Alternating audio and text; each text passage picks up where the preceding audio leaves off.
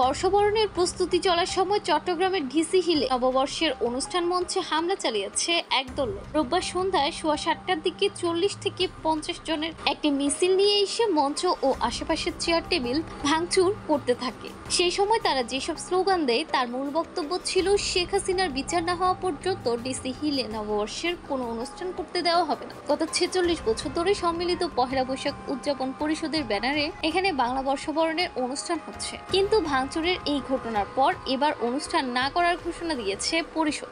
চট্টগ্রাম কোতোয়ালি থানার ভারপ্রাপ্ত কর্মকর্তা আব্দুল করিম বলেছেন, সন্ধ্যার দিকে কিছু লোক এসে মঞ্চ ভাঙচুর করার চেষ্টা করলে আমরা তাদের ঠেকানোর চেষ্টা করি। এই ঘটনা তদন্ত চলছে। এই ঘটনায় 6 জনকে আটক করা হয়েছে বলে পুলিশ জানিয়েছে। Jannatul Tahsin, FTV news.